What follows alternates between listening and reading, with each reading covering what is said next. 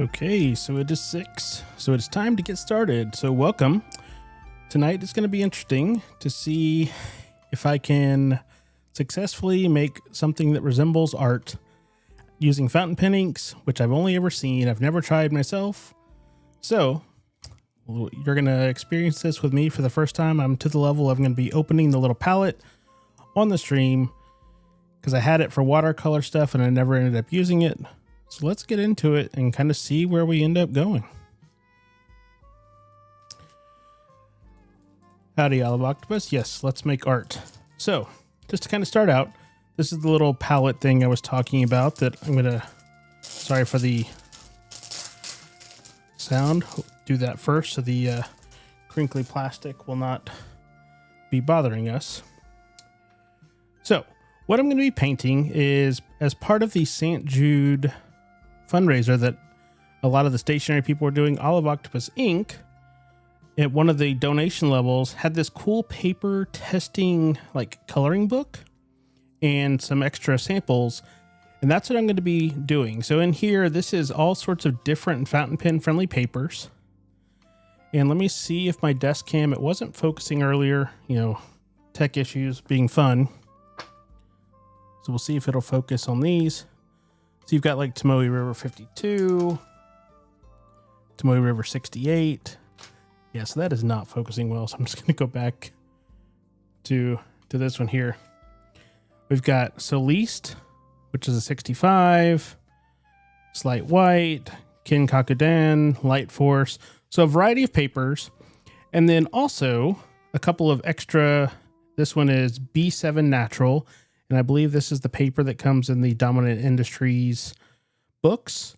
And then a couple, of course, not to be outdone, ink ponies, which I figure I'll do something in the book and while it's kind of drying to the side, move over and do a couple of these and then go back in. So let's talk about what we're going to be using to do all of this. So I'm going to set these to the side.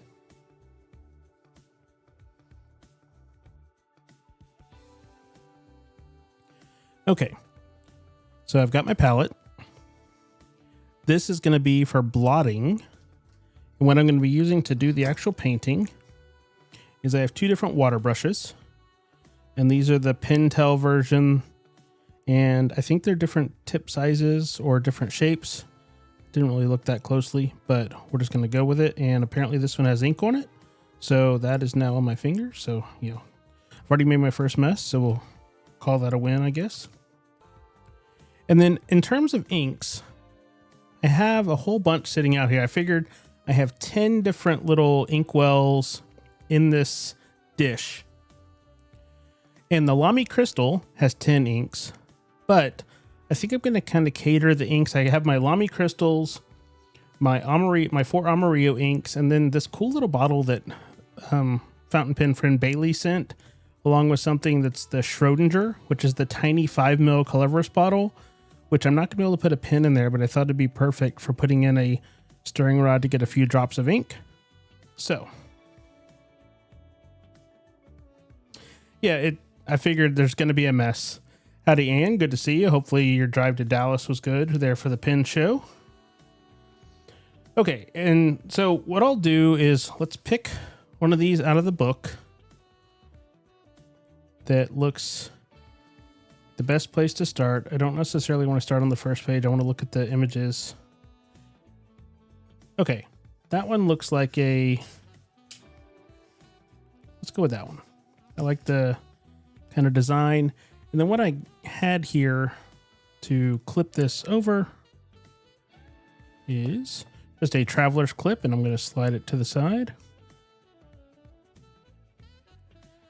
Hi, David. Glad to see. I don't have the Mont Blanc inks out tonight for the painting because they didn't have enough of a palette. Now I do have, and actually, you know what? Let me show a couple of things I got first because these are really cool. I got my order from Kaleidocraft.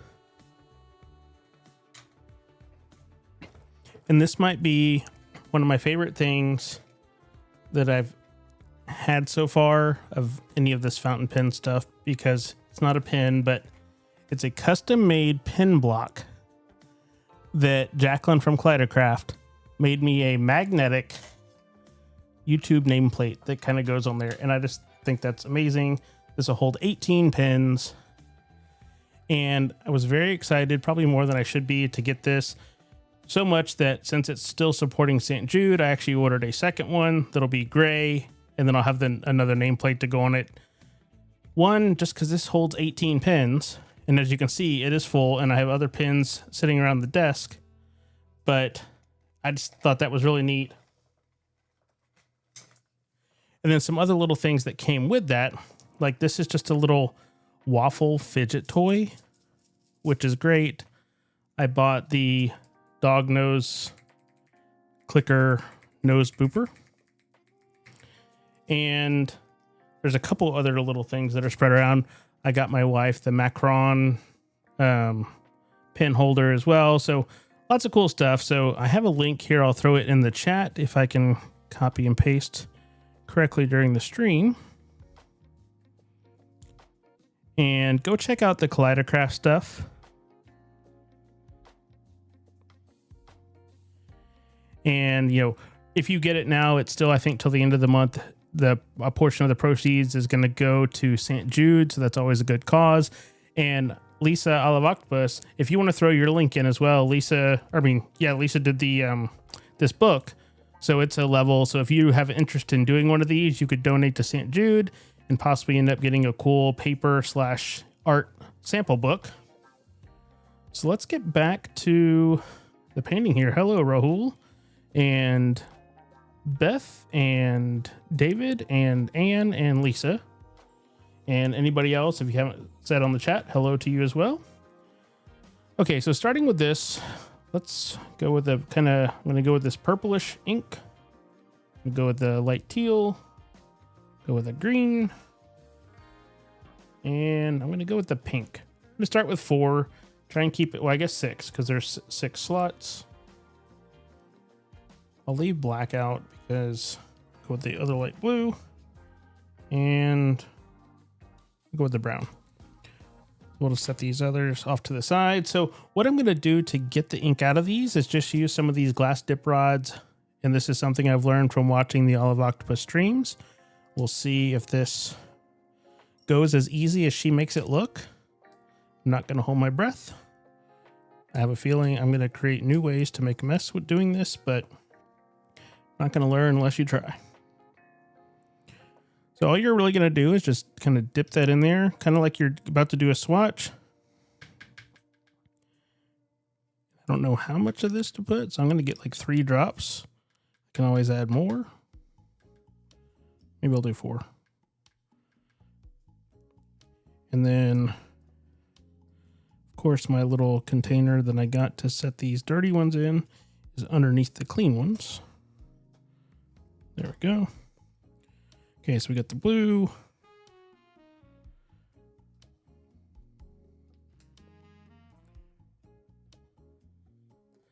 Rahul, I am also excited to see how this goes because it's either going to be one of two things. It's going to be a success or it's going to be a fun to watch failure or a little bit of both.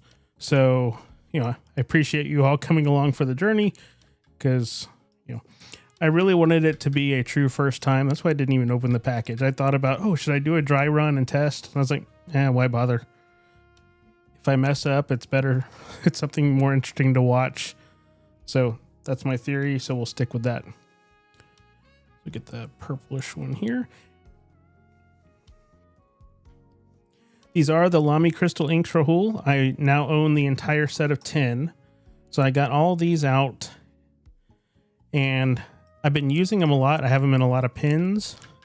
So I thought it'd be a good kind of continuity of sorts from some of the past streams. Since I've been using these in a lot of my recent videos and streams. One, because I really like them. They've got great performance. So, you know, no need to break the system. Yeah, so I think of quite a few of you because what, Anne, Beth, looks like David are all going to Dallas. Rahul, now you're Houston based. Are you making it up to the Dallas show this weekend as well? Got a lot of Texas representation in the chat tonight.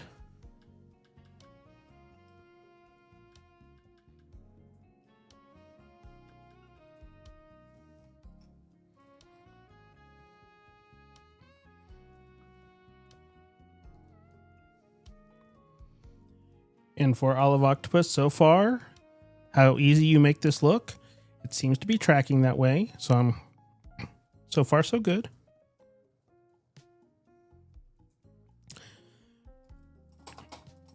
Well, there's always next year, Rahul. And since you're in Conroe, you're not too far from Little Craft Place, so maybe they'll have something going on with the pen show happening for those who can't make it up to Dallas. Maybe you could pop in there and find something kind of special deals, like not at the show, how about a discount or a special item in the store at the same time. Okay, and then one more here. And that'll work out well because that leaves 4 slots left for the Amarillo stationery inks, which, oh, that one. Okay, that's mess number 2 because it splashed a little on my hand. So we're still doing pretty good.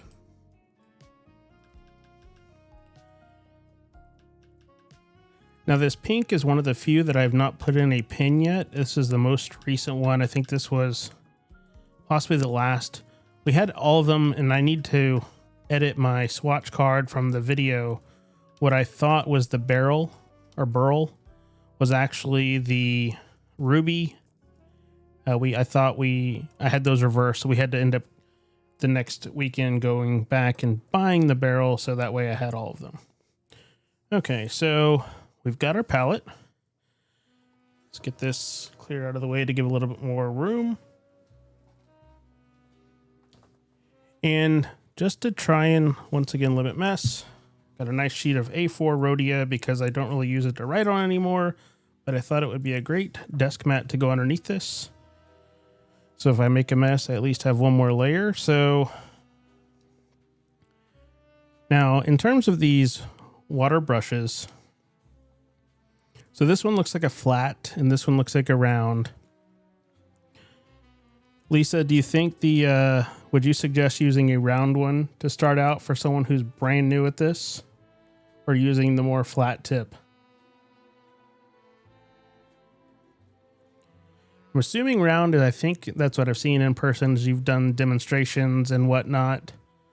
I think I'll probably start with that unless I see something that... Rahul, yeah, you're not wrong. There's been a lot of discussion on some of the online forums about the price of gold nibs going up.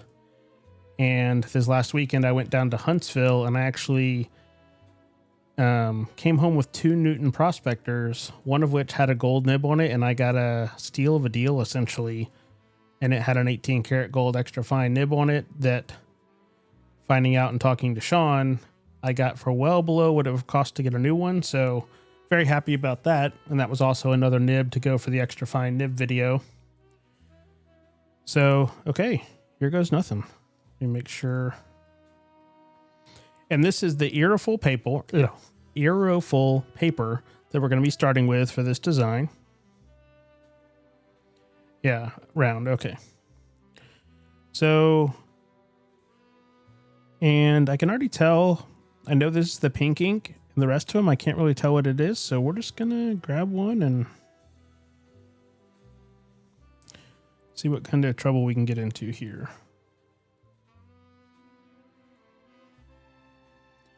And I don't know how thick really this is supposed to go down, so because that looks thicker than it probably should be. But we'll just go with it and see what we end up with.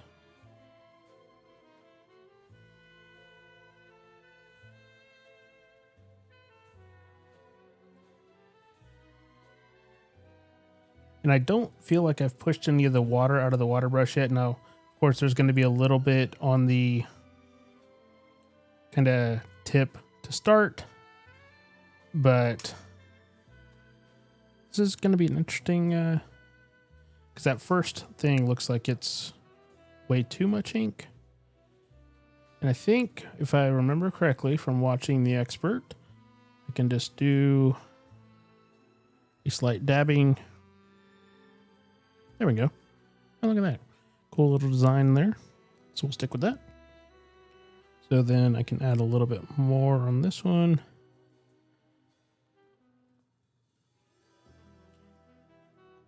I probably should have started with an easier design because this one has a lot of spaces. And But we're going to go with it. We're committed now.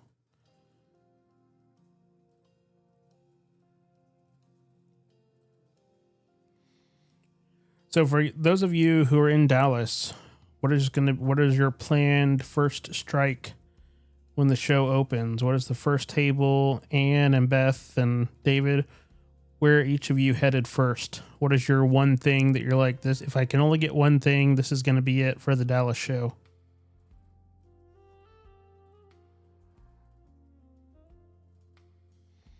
Seen a lot of people at past the man, I cannot talk tonight. At the most recent shows, the glass pins has really been a hot to trot item.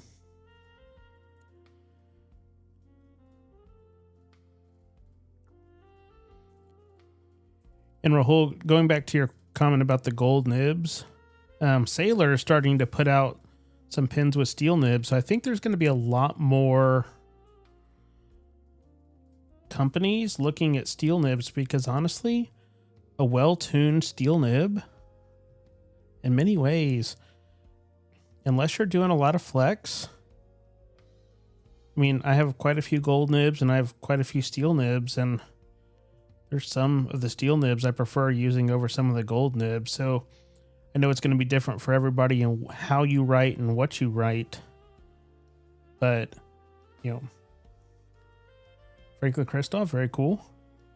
I saw today that as Audrey and I just blanked on the other name of who was going there to meet up with Kimberly, they put a whole bunch of clearing out the stockroom sale from Franklin Christoph around 2:30 Eastern this afternoon, and it looks like it was like 50 pins and sold out or got close to selling out really quickly. I'm really loving my recently acquired antique glass Franklin Christoph and that's one of those examples. It's a steel nib, but it's the Nagahara needlepoint. Now for a needlepoint, you don't really need gold. You want the tiniest difference. Well, Rahul, there will still be gold nibs out there, and this is where I think the vintage and secondary market will really come into play in terms of, people who are going to want to move pins along that they tried or they've had sitting around and haven't used in a while. So you might be able to look on things like the Pin Addict Slack or the different online communities.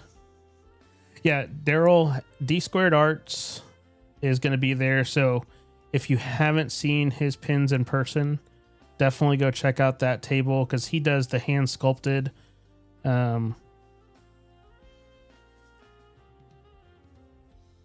This is my D Squared, or one of them, and looks like it was modeled after his dad's ice pick or his grandpa's screwdriver handle, kind of the vintage look. And I use this all the time. It actually has a Franklin Christoph gold SIG in it.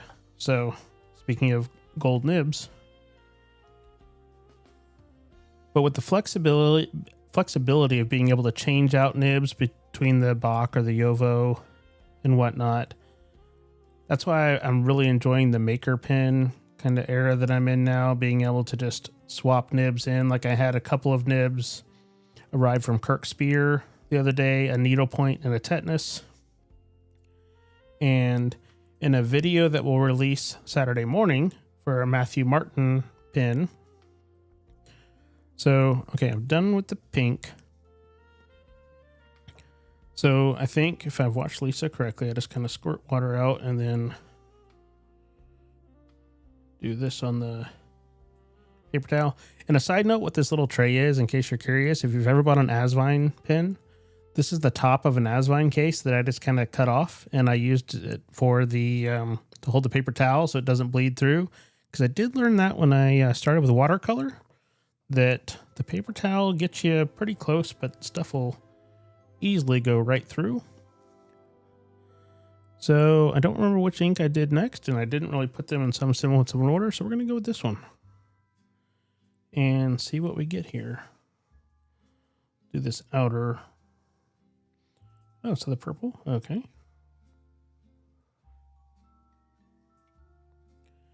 And because I got a lot on there because it was the initial try, I'm just going to kind of spread that around. And then I'll go in and spread it into the actual lines. And I know Sean Newton, he made a bunch of pins. He had some really cool looking prospectors with the ebonite and like the rings mixed in the middle. And I know most of y'all are not Tennessee based, but it was just announced that Lisa Vaness and Sean Newton are coming to Nashville to the Gentleman Stationer, his first kind of pop-up store event that'll be the third weekend in October. So that will be cool to have Lisa and Sean here. And then I'm actually going to be, ironically, in Little Rock, going to visit the Arkansas Pin Club folks the weekend before that. So I'm going to have 2 weekends in a row of getting to hang out with Lisa and Sean and some of the Arkansas folks.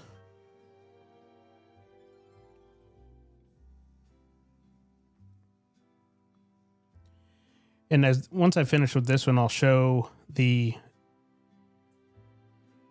I'm going to definitely have to learn next time to do like labels or something when doing this, because all of these dots look the exact same and I couldn't remember which one of the circles I was pulling from.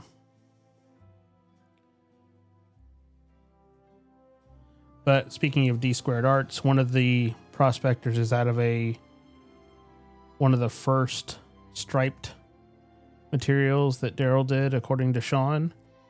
And then the other is Muddy Blanks or something like that, I think. And it is the medium, so it's the larger diameter prospector, which I didn't have one of those, but it was the one that had the gold nib in it.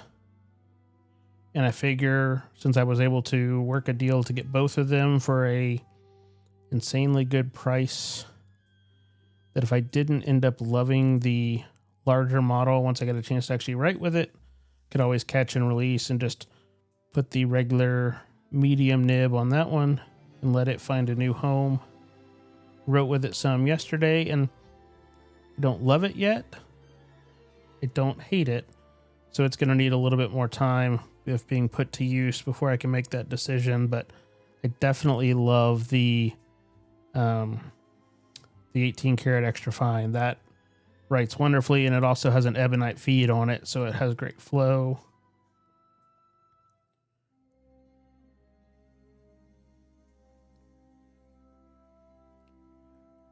Oh, that's cool. A Pins for Kids roof. And also I'll put a plug out if you're going to Dallas. I know 2 of you. Beth is doing a journaling panel, and Beth, if you want to throw that time, or Ann, if I think y'all might be hanging out together tonight, I don't know what time it is, but throw information about that. David, if you're not familiar, you might be able to pass it along to some of the Austin Pin Club folks for the journaling panel. And then, like you said there, the Pins for Kids. So I'm glad to see that the Dallas show is doing some events. The shopping and looking around is cool, but it's also nice to have something that's not shopping at a pin show. More the community building and activity type stuff. So let's see. That was the purple. What is this one? That's the green. That's the brown.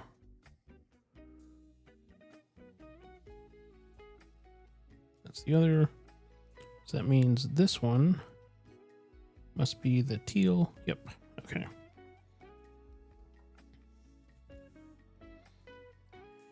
Yeah, I was talking about pin shows for next year, and I think Dallas is one that I want to try and go to. I'm going to go to Little Rock, and then I'm going to go to Atlanta, which is the weekend after Little Rock, and then hopefully DC, and then I'd like to do either Dallas or maybe Orlando, one of the Florida ones, just depending on scheduling. So I know for certain I'll do Arkansas and Atlanta, and I'm just gonna try and book the hotel and plan on DC and make it work, because I do want to go to one of the big two. Okay, so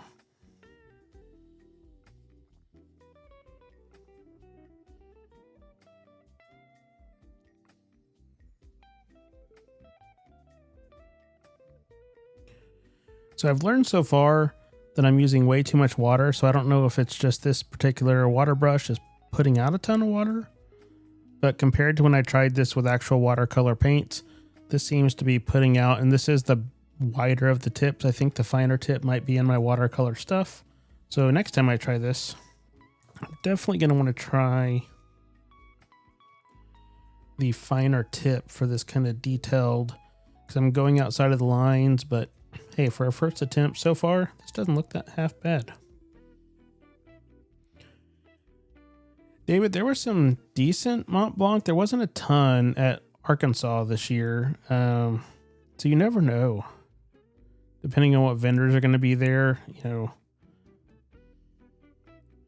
My fear with Mont Blanc is there's so many fakes that, you know, unless it's coming from an actual verified source, I'm going to be more hesitant on something like that, because the fakes, unfortunately, are really good. And I would hate to spend Mont Blanc price and end up with it not being a real one.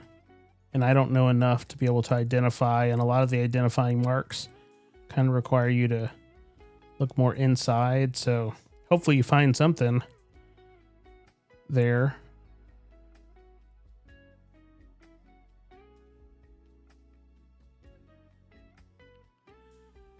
My interest would be more in the Mont Blanc limited edition inks. I really like their inks. I own the one Mont Blanc Rouge et Noir pen, but I really like the inks, and I was actually looking for one of mine, and I couldn't find it on the ink shelf, so I don't know if I just put it somewhere else. I have the Antoine Saint-Exupéry special edition that's kind of a burgundy brownish ink that would match that other Newton pen really well, that I was like, oh, I'll put that in there. And I could not find it on the ink shelf. So the ink shelf's been in transition as I kind of changed my office around and started to do some more organizing. I did not necessarily, I kind of stopped mid organization and did not fully get all the inks. They're in a new shelf, and they're actually, I guess this camera angle doesn't show it. When I switched back to the other, they're over my shoulder on a shelf, and I had to go to 3 shelves. So I can already tell this Peridot was not the right color to go next to the Amazonite, but we're committed at this point. Luckily, they're small little things that maybe when it dries, it'll show just enough of the variation.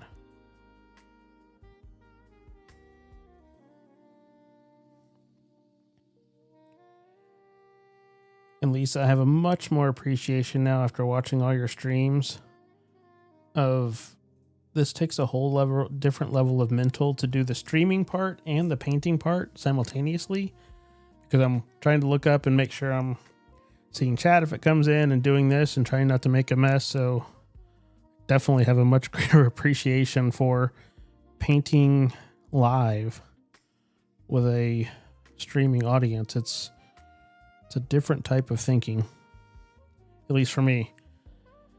Okay, final color to go around the edge.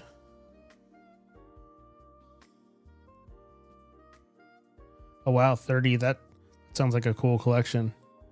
Do you have the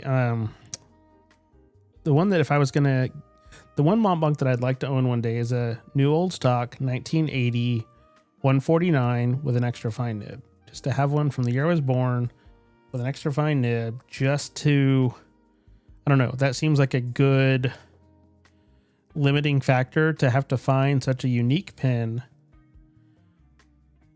And it also helps limit, you know, spending, because that's going to be harder to find. Okay, what color was this? Okay, this is the blue. So, well, I guess we're going with the blue because that's what's left. Or so this is the Benetwite, because the ink bottle looks like a light blue and the ink looks nothing like the ink bottle. There was one at the Arkansas show. It was I think his name's Jimmy, who runs the Atlanta show. He had it, and it was the first day. But then I went to the Newton table and bought my matte black prospector, and that took what I thought was my pen budget for the show until I bought the 2 other pens that I ended up buying at that show. But I figure a Mont Blanc, when the time is right, if I really want one, that's going to be an easier one to track down. But I don't know, I was drawn to the prospector a little bit more and actually still use that all the time. I just wrote it dry, so I actually got the ink out to refill it back up, and I've been using the Fresh as a Daisy that was the show ink from Little Rock in that. I'm gonna say this is a nice mixture of colors, and if nothing else, this is the nicest colored rinse off rag that I could hope for. So I guess I just need a dot for the middle. Oh, did I use that one? No, I did not. I'll put brown in the middle. Okay, so we've completed round 1. And aside from this being too wide of a brush where I did not get every corner in there, I'm going to call it a win. And I'll put this to the side and let it dry some. And I'll show you those new Newton pens. And then we'll do one of these standalone.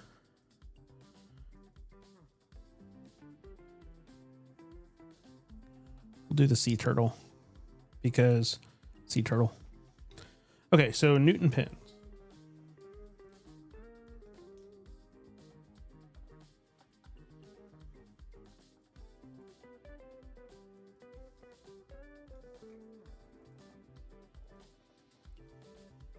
Okay, so I'm going to try my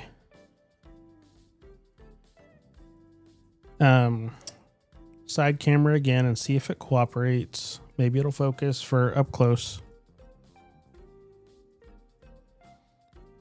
Okay, so let's get this in it. So this is the one. It's called the Muddy Blanks, and that is just not wanting to focus at all. Which, okay, I'll just go with the overhead, and that shows it well enough. So this is a cool looking material, and then the prospector, if you're not familiar, it's got the triangle edges on both sides. And it does have triple start threads, so you can line it up the same way each time. And this currently has in it just a regular extra fine nib from my Yovo 6 stash. And this currently has just a cartridge because I was testing it out. It's a diamine brownish that kind of matched the color of the pen. It writes pretty well. I was using it in the journal last night, and with new pens, I've been like, I'll write a page of A5 and then switch to another pen and then write a page and alternate. So this one, the verdict is out. It might need to find a new home at some point, but for the time being, it's living here. I do like the colors. It's very coffee colored, which is in the right palette. I don't know. Now this one though is not going anywhere, because this is the D Squared Arts, one of his early striped materials. And I just think this is the coolest. And, I loved interviewing Daryl. I liked his whole story, how he got into making the blanks before he did the pins. And now he's doing the pins. And I saw a similar material to this. Needle Girl's husband, Adam, has a custom Daryl that had the kind of stripe material. And when I saw that, I was like, oh, I need one of those at some point. And, Daryl had a couple he was working on just for the future. When I got this, I sent him a message. I was like, hey, I got one of the stripes, but I know I'll probably get one of his. But this one does have the 18 karat extra fine with the ebonite feed. Currently have the Mont Blanc Enzo Ferrari ink in it, which is just wonderful and has great flow. So, this pen new should cost over $430 according to Sean with no nib. It was priced at $150 with the other nib, so I really couldn't say no. I kind of knew what a prospector should cost, and the person was selling it. Then, I did do a small bundle to get them both together, but this one was also well under if I were to go to Sean and buy it at a show value. So considering it an overall massive win, because this one, the nib alone, new from Sean right now, an 18 karat is $215. So that was about half of what this pin cost. So it was a good day. It was worth the drive down to Huntsville. And if you saw, I got to do my Buc-ee's stationery haul of the non-existent stationery. That they really didn't have much of anything aside from the ballpoint with the Buc-ee's topper. But at least I had a clean bathroom to use, got a barbecue sandwich, and continued my drive, and then had a great time in Huntsville, Alabama. And it's funny you say that, David, because on one of the streams, someone else was asking that, knowing that I'm from Texas. They're like, wait. And it took a second to... so I drove down to Huntsville, Alabama, which is about an hour and 15 minutes from where I live in Nashville. And I didn't realize that they have such an active pin club there. They kind of did an event that was... There was the woman I bought from. She actually had just been in Orlando. I think her name was Olga. She was is from the Chattanooga area, and she was there. John Butler Stationery went down and set up a table, and he did a great day of sales, and he was doing some nib tuning and grinding. So it was a great time. So let's move on to Sea Turtle. Get this cleaned off from the Topaz ink. Actually, I guess I could have left it on there because turtle starting with brown. So actually, man, that is. So next time, and Lisa, I don't know how you keep your color straight, because this to me is just the black dot next to the black dot next to the black dot. So I'm going to have to definitely improve my system for that in the future. And one thing I wasn't doing that I should have thought from watercolor is once you dip the color on, kind of blot on your towel a little bit to dull it down. So we're going to go for somewhat realistic sea turtle coloring here.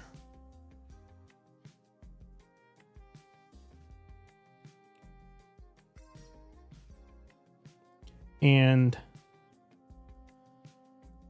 sea turtle's great because I don't really talk about it much. I've mentioned it, I'm sure, in a couple of videos, but my wife and I are both scuba divers. So having seen many turtles in different bodies of water, I love turtles. They're just one of the coolest things to see in their natural environment, doing turtle things. And I've got a couple of great photographs of turtles from different places that have one that I actually framed and is hanging in our living room. So turtles are really a favorite of mine. And I don't know if I just mixed the colors or that was just a lot of dark. Let me try and blot that.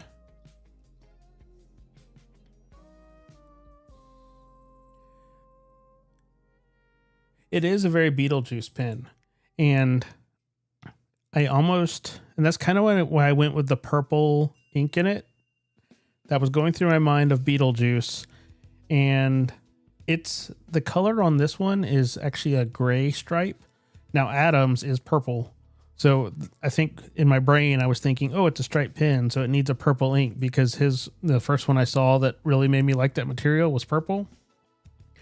So that does kind of makes sense. And I guess even more so because the gray and white would be more accurate to Beetlejuice's suit.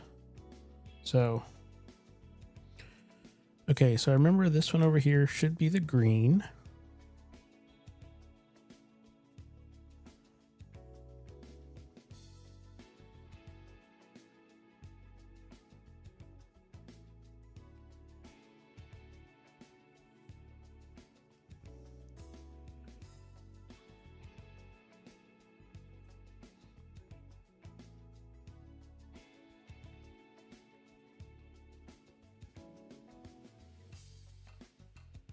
For Beth and Ann, do y'all have a lot of your San Antonio Pin Club people making the trip up to Dallas?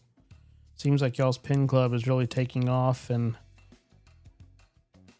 off to a great start from what I've seen on Instagram.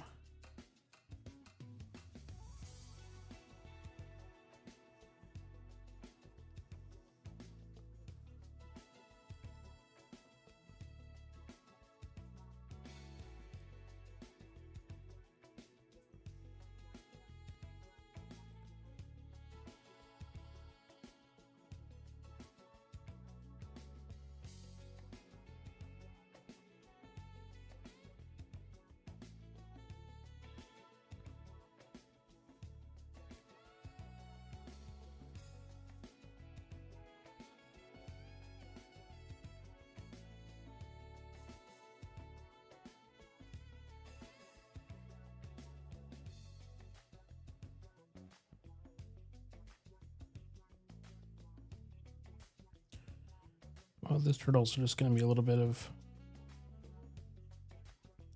color mismatch.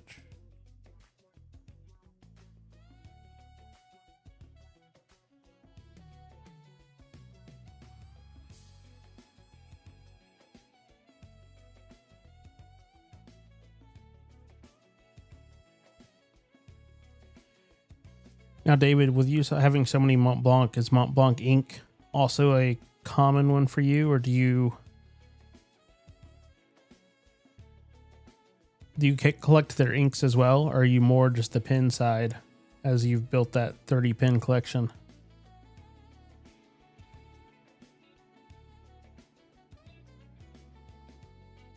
Okay, I think, oh, that's the brown. That was the purple. I think this might be that's the purple.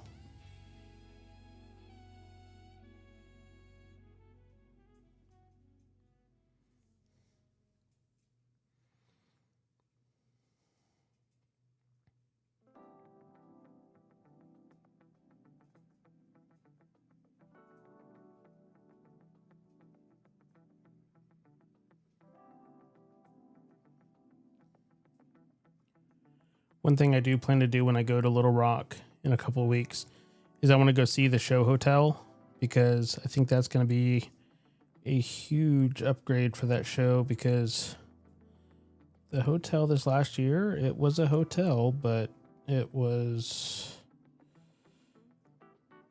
let's just say, not the best hotel. So I think there's been some changes in there in the Arkansas Pin Club that is, they're off to a good start by changing the show location to a different hotel, which I think will be a big improvement. Because like the hanging out for like a after dark, pin show after dark type stuff, like the bar really wasn't open and it didn't have that much seating, and they didn't have food service during the day. So just a bunch of stuff if you have people traveling in who want to stay, you know, at the event hotel and kind of, you know, grab and go or something like that. That hotel really was not set up for that. And you, at least all the conventions I've ever gone to for anything, normally that's like when the hotel has their A game on, where they're doing specials and they want you to stay there and buy from their restaurant that's normally more than you would pay somewhere else, versus not really doing anything.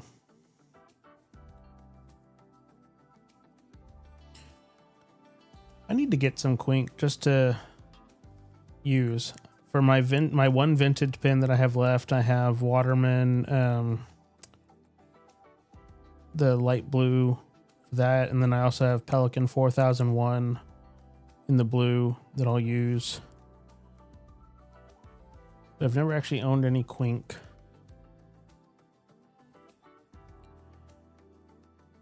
But then again, you know, with all these modern or maker pens, the ink brands are less consequential. I'm not really a shimmer user, because with all the nibs I have, shimmer is just going to gum up.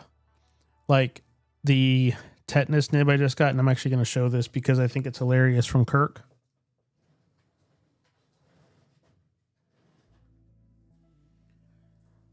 So he sends a little letter, and I know it's not going to show up all that well, but that little colored in single grid square there is the entire alphabet written with his tetanus nib. Like A to Z written inside a single grid square. And when he includes a shim that says, "Thanks for ordering these custom nibs. Shim to remove paper fibers." That's when you know it's a really fine nib. So I can just imagine trying to put any kind of shimmer would not end up very well.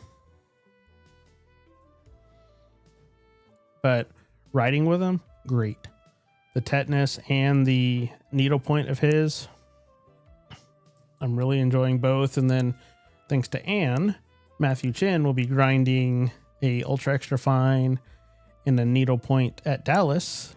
So I will have those headed my way as well, because when I decided to remake my extra fine nib video, I think I got to where I could get 30 different nibs, and I'm going to succeed that, possibly with a 1 or 2 bonus, because there's things like the fine 823 that actually writes finer than some extra fines, and I included that last time, so it would make sense to have it this time. But since that's what I use, I'm really looking forward to that, because I know, there's not a lot of content and videos out there. When I was looking for it from my own consumption on the extra fine side, most people prefer the broad, the flex, the shimmer, the ink throwers, and I'm the opposite. I want the tiny writing with what inks work well in it.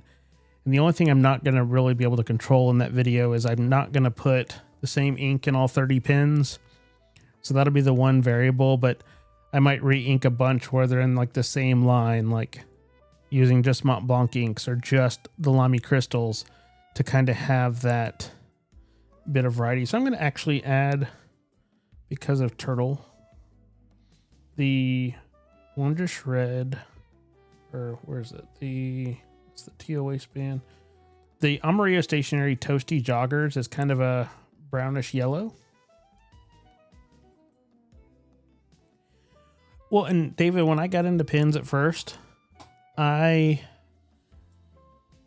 didn't know better, and I didn't experiment with ink pretty much at all. I bought like my first bottle, which was a bottle of Ackerman, and then I bought Oxblood from Diamine, and that was most of my ink when I started out, and then Mont Blanc Toffee Brown from my Pilot 823. And I also did not experiment with paper at all. I wrote on Rhodia. That's just what I used. I had no idea what I was missing out on with better paper and more ink choices.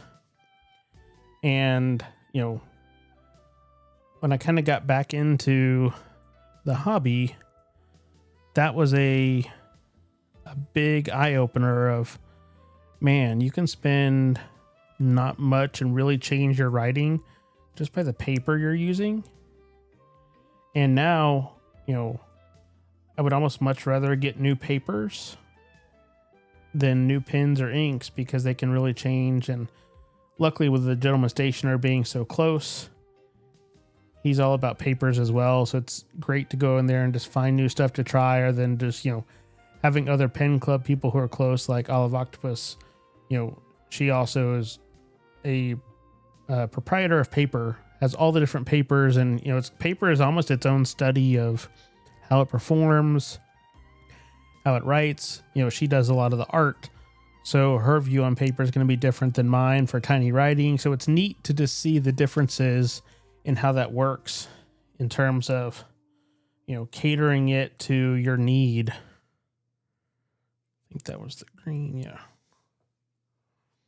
forgot to do these flippers initially. So far, I'm feeling like this does resemble art. I've not really made a huge mess, and I'm mostly in the lines on most of these things. So far I'm considering this a win.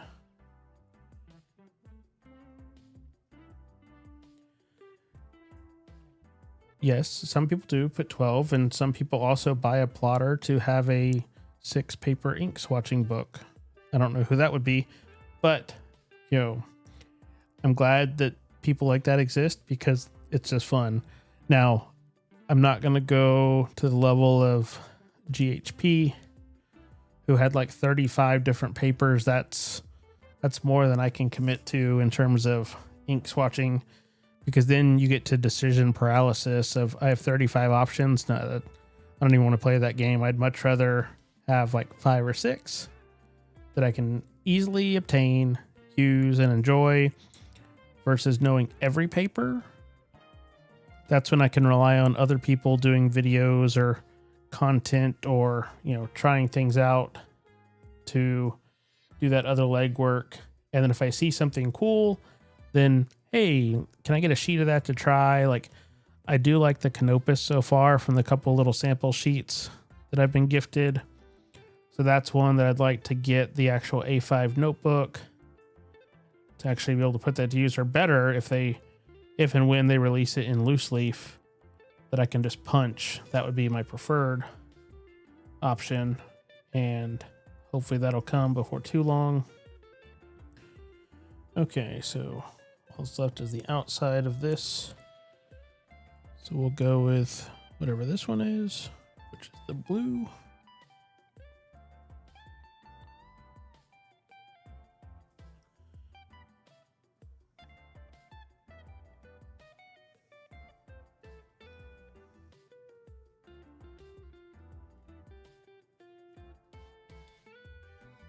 Does the Dallas show start tomorrow morning, Beth and Ann, or is it more of an afternoon start?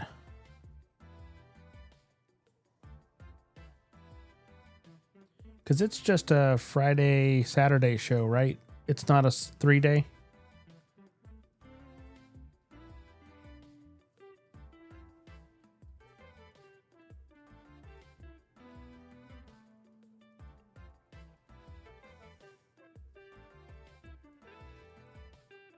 Okay, we'll go with whatever this is. I've already used the purple. We're not going to go with that one. Yeah, I'm definitely going to, now that I've kind of broken the seal on doing this blind, next time I'm going to label what these colors are so I can know a little better of what I'm looking for within the color palette. And since I'm very new at this, I understand color mixing a little bit, but I am by no means good at it. Even with watercolor, I'd much rather buy the tube of whatever is going to be closer and lighten it a little or darken it a little versus trying to mix primaries to make the color I want. But I'll call this a win for painting number 2 with fountain pen ink. It looks still like a turtle.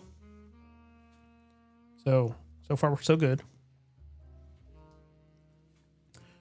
So let's set that aside and let it dry. Get a mute for a second and grab a drink here.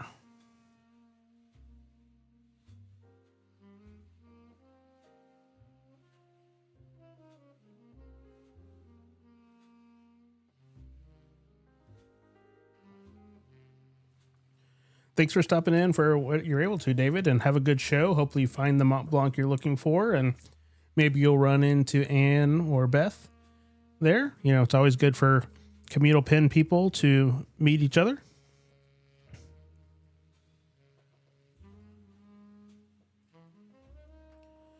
Okay, so down to the ponies. So we've got Nebula, we've got Graffilo, and we've got View Corona. I think I'm going to try the Nebula because it's definitely a thicker textured paper, and I've not used Graffilo at all.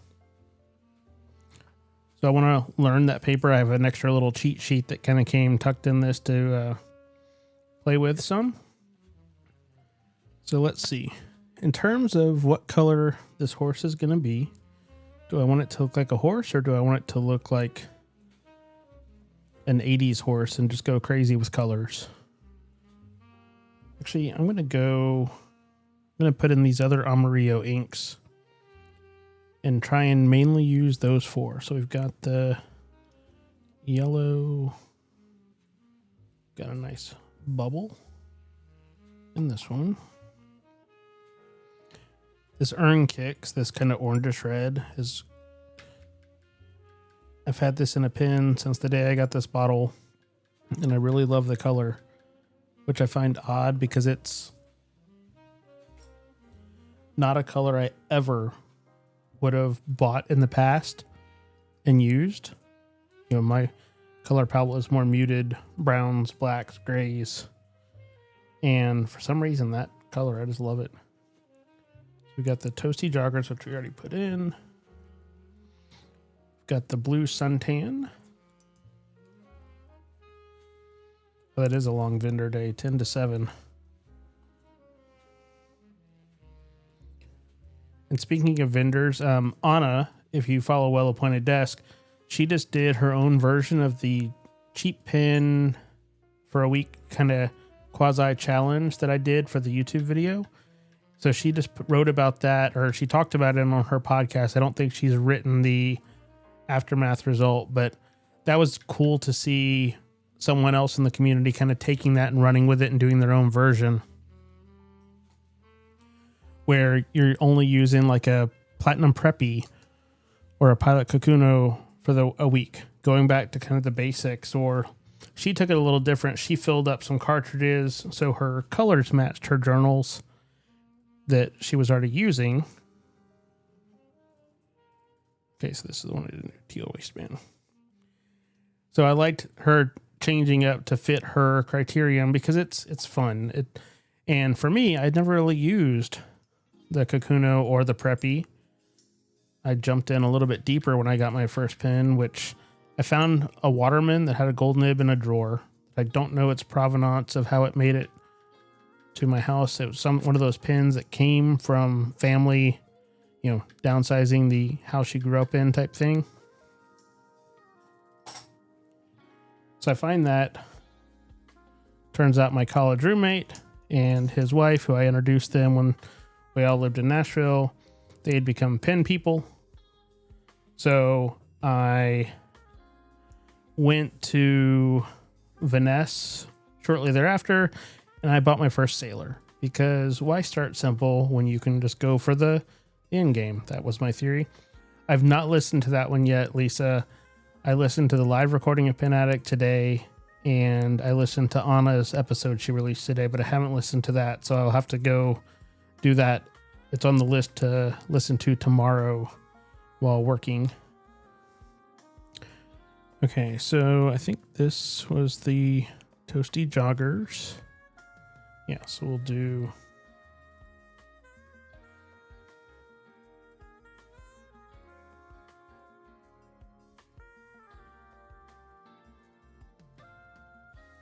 And if you're not familiar with the Ink Ponies, if you go to inkpony.club, Lisa, who's in the chat, it was a kind of started on a Pen Addict thing, and now it's become a kind of Bob Ross-esque, everybody can do art, just do it.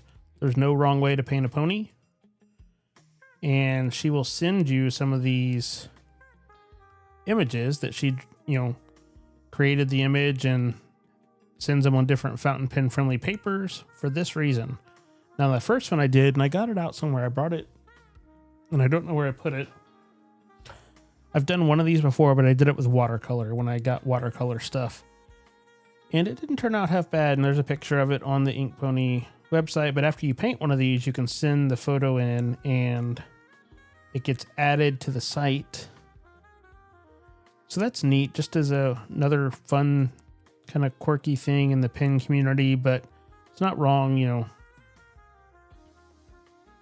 The Bob Ross had it right that everybody can do art. Happy little accidents are okay. And that's kind of why, I figure if I mess this up, I'm just going to go with that's my excuse, because Bob Ross would say I did a great job. So it's kind of hard to argue with that. And this is, I find this relaxing, even trying to do it on a stream while making sure, you know, stuff's in the camera view and audio. And luckily that we didn't have the tech issues this week that popped up last week for some reason of the robotic glitchy audio. The painting part is really relaxing. It's nice to kind of just force yourself to, you know, take some time to put a little bit of day-to-day on hold for a bit and paint a horse. Now, my horse is very boring, so I'll try and do more colors around it. But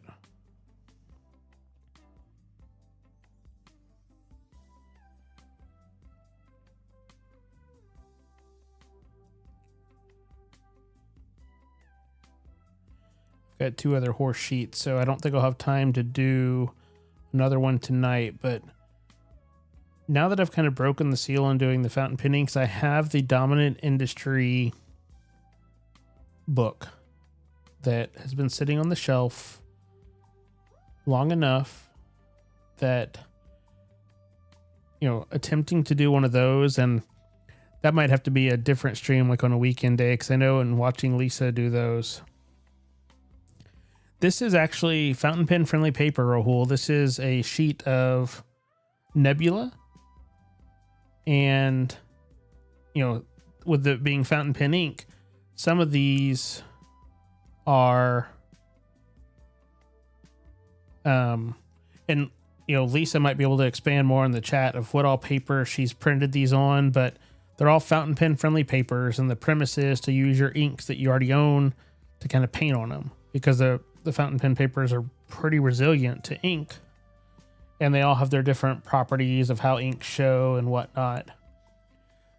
So it's not actual watercolor paper. It's more of the paper, like that first one I did was on Irreful. So you could buy an Irreful notebook and, you know, get the same result. And I believe Lisa just buys most of this as A4 sheets and cuts it up after she's printed on it and has it in these little A6 sizes to send out, so it'll fit in an envelope or hand out at pen shows. She's done like a Ink Pony panel, or, you know, people hanging out after the show at the bar, getting out their pens, because for this kind of ink thing, all you need to do is drip a drip or 2 out of your converter with a water brush. And yeah, she's using laser printer, because I was asking about that the other day, and you just go do the thing. So even though my horse was a brownish yellow horse, it's going to have a earned kicks, tail, and mane.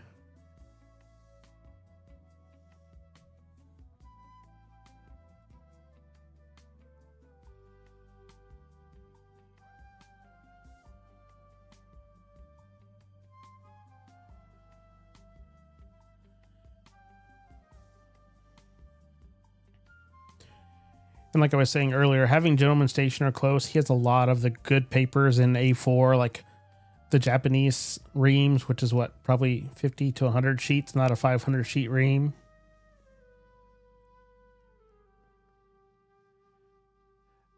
Very nice, Beth. The splatter. Now, that is something, maybe I'll try that at the end to add the little bit of splatter to it. That I think it's an Aziza thing that I've seen when I've watched some of her streams, where you just kind of hold it and like hit and make an inky mess. Maybe I'll add a little splatter to it with like the light, with the teal or something, just to have a big contrast, because why not?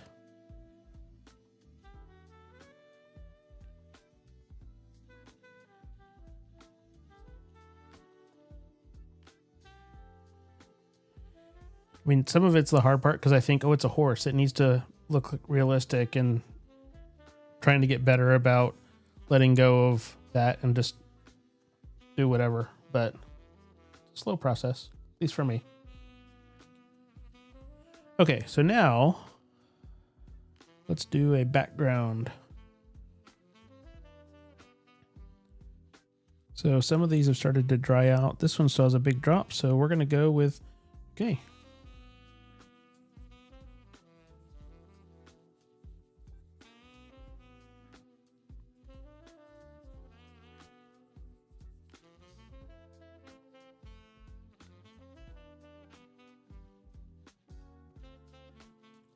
And that was a lot more blue went down than I thought it was going to, but hey, we're rolling with it. And with this sheet behind it, I can kind of just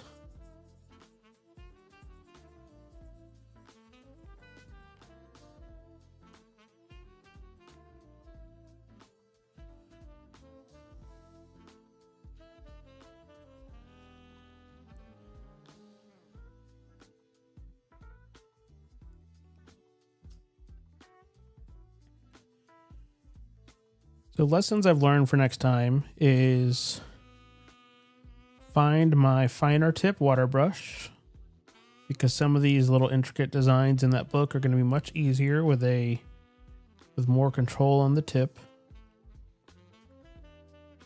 Label what inks I'm putting in what, because they all look the same except for the pink and the urn kicks. The rest of it just looks like dots of black.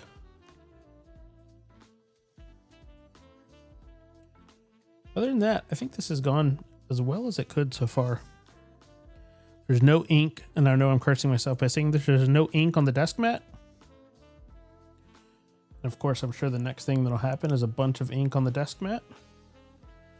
So I didn't do any of this one yet, but let's just go for it because I've not ever opened this bottle and I got it all out. And wow, I guess these are just meant for syringe filling because that's the tiniest bottle opening. It's almost like the glass rod. Whoop, there was almost the miss. So I happen to grab some of these glass rods I got are different diameters, and this one seems to be one of the thicker ones, and it barely fits in this 5 ml bottle in the Colorverse.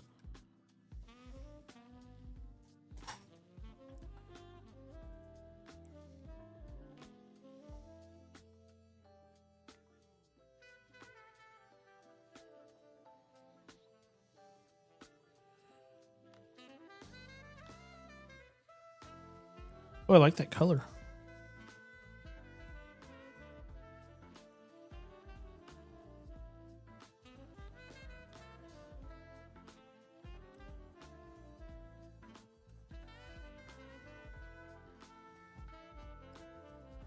Okay, turn this here. And I will say, it's nice to be able to turn this around fully. When I was doing some of the watercolor stuff,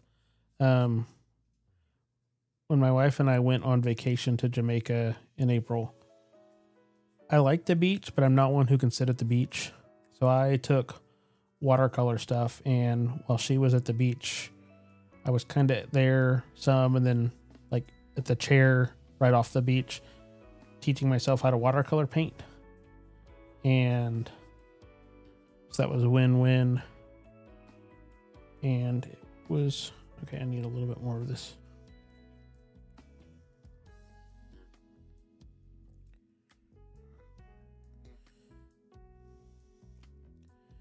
I guess I should do the right thing and not put the water brush into the...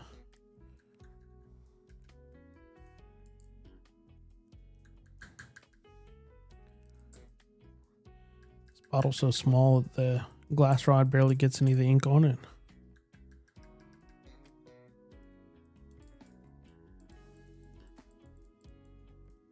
Oh, I hate to hear that, Rahul. If an emergency is going to happen, there's never a good time for an emergency, but I would much rather it happen before I've flown international and then have to fight to get back, because I know, especially with the Caribbean, some of the islands, there's not flights back until like only X days of the week. Jamaica's got a decent number that comes through, but even then there's not many empty seats because you have so many cruises, and you know, like we go to the Sandals Resort, so there's tons of those. You know, people go in for a week long. So when we do a week, we normally do like a Thursday to Thursday, so that way we're not hitting that, you know, the travel nightmare of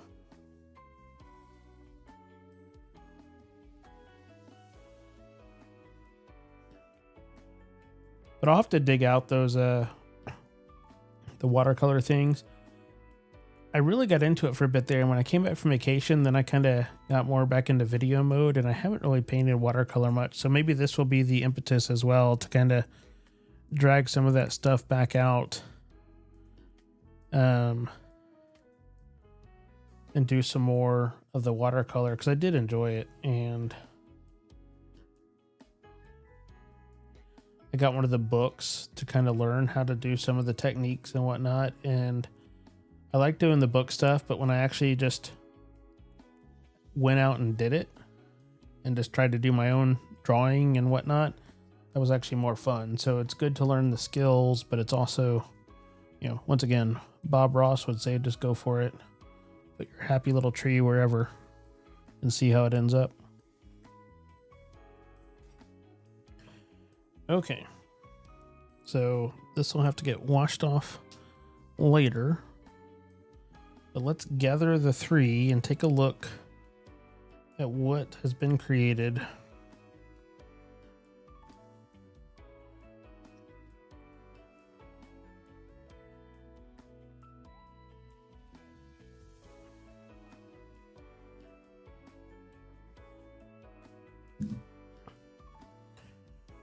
Okay, let's see.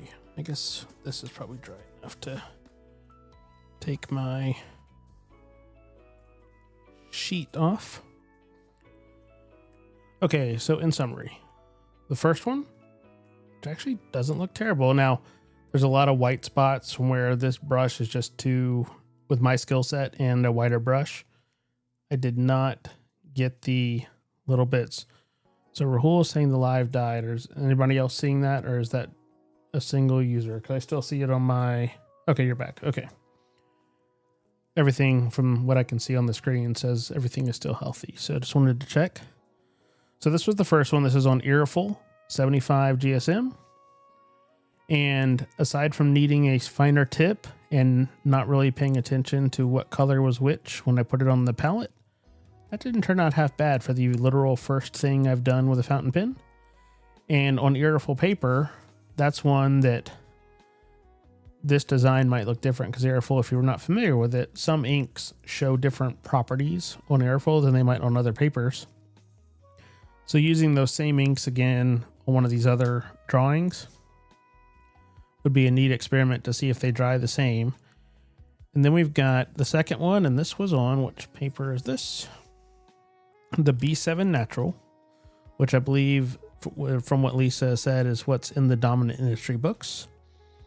The turtle still looks like a turtle. Now, I would like to have done better symmetry on the shell, because actually the shell should be more brown and whatnot, but I'll go with it. And then I didn't do, in my opinion, dark enough on this kind of washed color up here, but it's kind of supposed to look like stained glass, I think. And Lisa, isn't that where you kind of got this was from you did some of these designs for to submit to a contest or something, and then they were kind of around, so you kind of revived them for this use case, I think is the backstory on some of these designs, which are really cool, by the way, because these are all original designs of Lisa's, I believe, of just these kind of like stained glass window, line art, so you can have a place to color.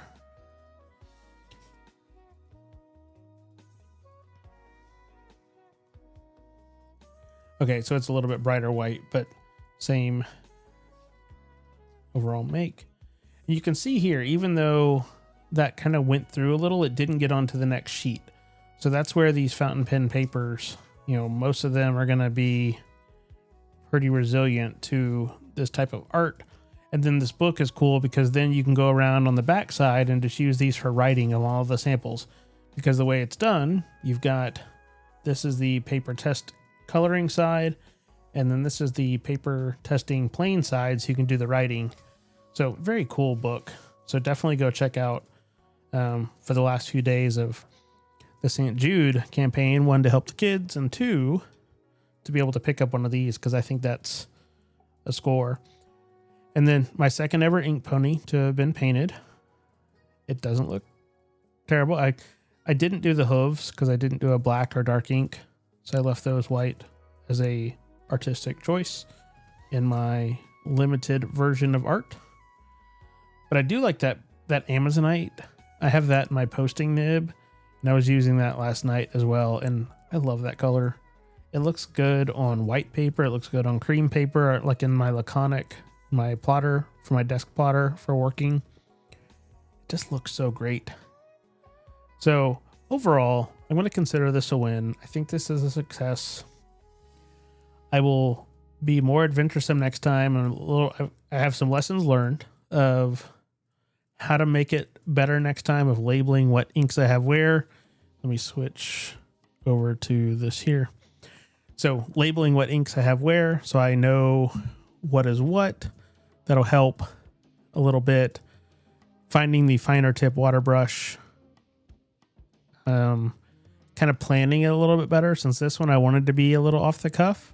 Now that if I'm going to the Dominant Industry book or something like that, that'll give me a little bit more of a chance to come up with a plan and try and match colors to the scene. Now with this book, I kind of like I'm tempted to almost just like get a D20 out or something like that and do a little miniature gamify version and just number a couple of inks, or do 6 inks and roll, and whichever one hits what, just to make it fun and see what comes of it, because there's no wrong way to do it, and especially for this kind of stained glass-esque look.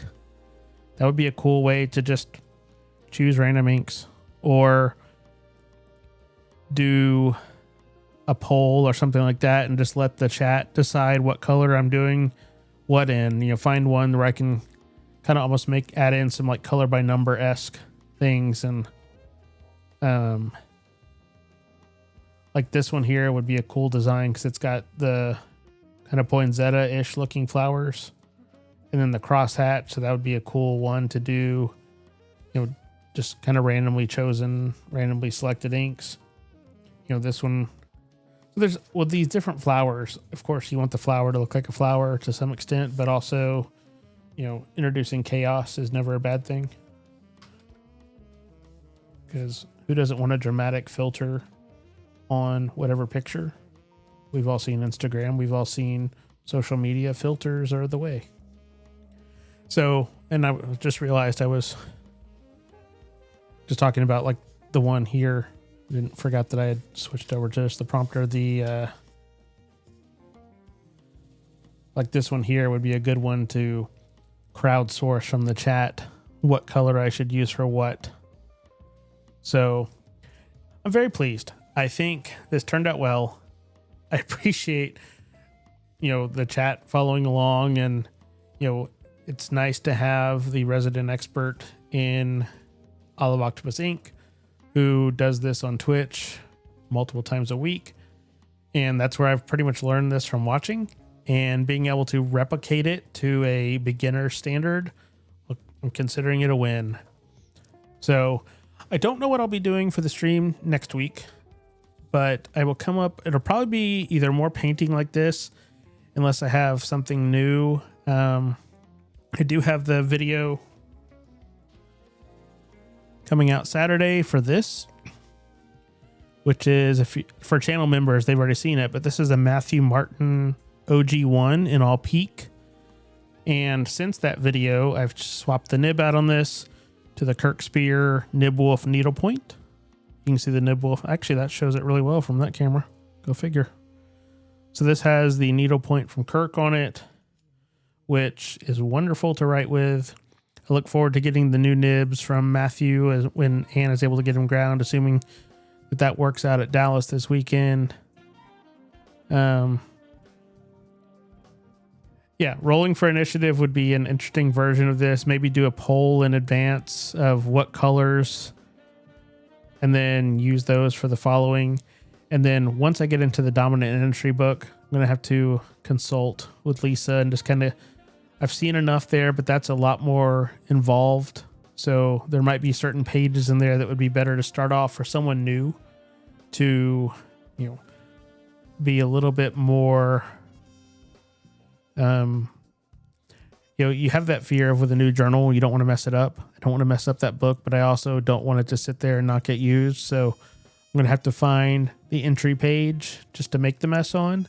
And then I think the nice thing about that book is it has 2 or 3 pages of the same picture So if you do mess it up, you have 2 more chances to fix what you did. So you use one as the learning, and then the second and third for the, to improve upon, which I can appreciate for a book like that.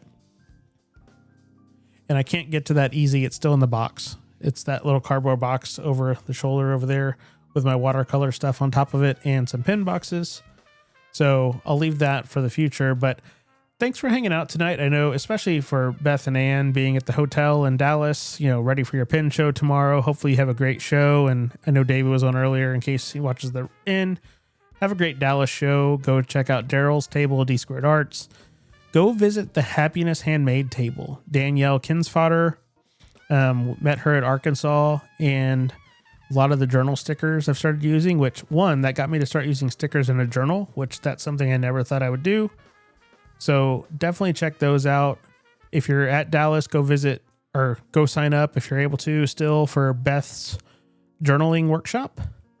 Go check out all the tables, all the makers, some of the favorites, Anna from Well Appointed Desk will be working at the Dromgoals table. The Vanessa table, I'm sure, will be a hopping place to be. Newton Pens, Daryl, and others. Go check them all out and, have a good show. Find some cool stuff. Hopefully you find something good to come back with. Get some nibs ground. It'll be a great time. So, yeah, I'm going to leave it at that. So I appreciate you spending some time. We'll do the same thing next Thursday. And then I think it's the Thursday after that, which is when I'll be traveling to Little Rock. So I don't know if I'll have a stream then, but I might actually try and do one on the road and just do a showing my travel process of this is what I brought with me for this pen related weekend or something like that. So it'd be a shorter, but I might end up doing that because that would be a neat experiment to practice doing that type of stream anyway. So, thanks again for stopping along. And until next time, have a good night, and I'll see you next week.